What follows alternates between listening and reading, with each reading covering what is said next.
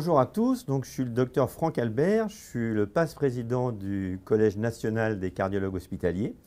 J'ai le grand plaisir aujourd'hui, donc, à notre congrès, qui vient de démarrer aujourd'hui, de recevoir un des mousquetaires et un des fondateurs de notre collège, le docteur Guy Anania, qui avec à l'époque 3 mousquetaires. Il y avait donc Guy, il y avait aussi Jean-Louis Meneuski qui a été notre premier président et Robert Hayat qui a terminé comme président de la Société française de cardiologie qui était à l'époque à Saint-Germain-en-Laye.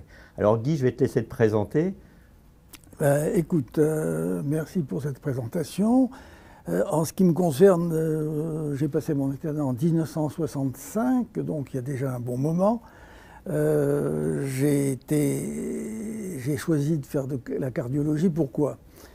Parce que c'est une spécialité qui, à l'époque, se développait terriblement. C'est l'époque des premiers remplacements valvulaires. Il n'y avait pas encore de coronarographie, encore moins d'angioplastie, de choses comme ça. Mais c'était une spécialité très prometteuse qui a ensuite la particularité d'être à la croisée des chemins.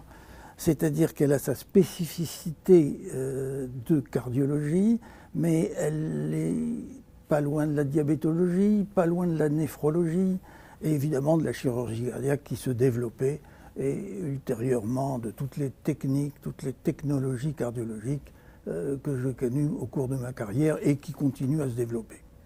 Alors c'est vrai que tu as été sous influence à l'époque des grands noms de la cardiologie, hein, oui, comme le professeur Lenègre et d'autres. Oui. Comment tu vois maintenant l'hôpital se développer au niveau des services de cardiologie? Au niveau des services de cardiologie ou de cardiologie l'hôpital en général? L'hôpital en général, je vois de plus en plus, et comme je l'ai vu déjà pendant mon exercice, puisque je suis à la retraite maintenant, c'est la mainmise administrative qui s'abat sur l'hôpital. Je vais te donner une anecdote. Quand je suis arrivé dans l'hôpital où j'ai exercé toute ma carrière, il y avait un de ces vieux patrons de médecine générale. Quand il avait besoin de parler au directeur, c'était le directeur qui venait dans son bureau. Ensuite, quand j'ai été moi chef de service et président de commission médicale d'établissement, j'allais dans son bureau, j'avais la porte ouverte parce que j'étais président de CME, mais je devais être l'avocat des autres collègues, chef de service ou pas chef de service, auprès du directeur. Et j'ai bien le sentiment que cette pesanteur et cette mainmise administrative n'a fait que s'aggraver au fil des ans. Et si on est un pays avec un budget hospitalier qui n'est pas très différent de celui de l'Allemagne, il y a un budget de soins qui est bien inférieur parce que je crois qu'on a pratiquement 25% de frais administratifs alors qu'ils doivent avoir 15%. Oui. Et j'ai toujours une anecdote en tête, c'est que quand dans un hôpital, pendant les heures de travail, les heures ouvrables, de 9h à 16h, eh bien, il y a plus d'administratifs que soignants. Non, mais c'est une thématique d'actualité, puisque dans la nouvelle réforme, on veut effectivement diminuer un peu le poids des administratifs et plus faire des binômes en termes de responsabilité. Pour ce qui est de la cardiologie hospitalière, puisque tu me poses cette question aussi, la cardiologie hospitalière, elle va être confrontée, comme toutes les spécialités actuellement, aux problèmes démographiques de cardiologues, avec le fait que tout concourt à ce qu'il y ait plus de cardiologues. Les technologies cardiologiques qui demandent beaucoup d'activité, des astreintes qui sont lourdes, quand on pense aux angioplasticiens qui doivent être d'astreinte 2 à 3 fois par semaine, c'est énorme.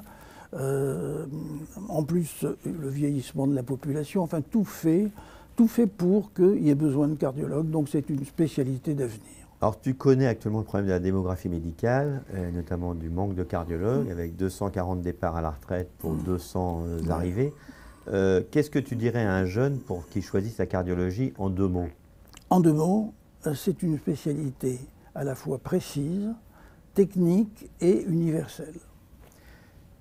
Quelle est ta meilleure anecdote dans ta carrière hospitalière de cardiologue? De cardiologue, je vais peut-être sortir une... C'est un peu narcissique, c'est une fois, c'est au moment de ma retraite, il y avait une patiente que je suivais depuis une trentaine d'années. Et quand je lui ai dit, ben, ça y est, vous savez, je pars à la retraite. Oh ben docteur, je vais pouvoir mourir. Je dis, oh, non, elle est morte 2 mois après. Oh. Et ta pire anecdote, c'est la pire. C'est celle-là, finalement. C'est à la fois la meilleure et la pire. Eh ben, écoute, merci beaucoup. Il nous reste quelques secondes pour conclure. Pour moi, c'était un grand honneur d'accueillir un des fondateurs de notre collège qui se développe avec les présidents qui passent et qui se ressemblent, mais avec chacun qui apporte sa pierre à notre bel édifice. Et tu fais partie de ses fondateurs, donc merci à toi. Et on te souhaite une bonne retraite. Merci. Et si je peux ajouter un petit mot, c'est que je suis bluffé par le développement du collège et j'en suis fier. Voilà. Merci à toi.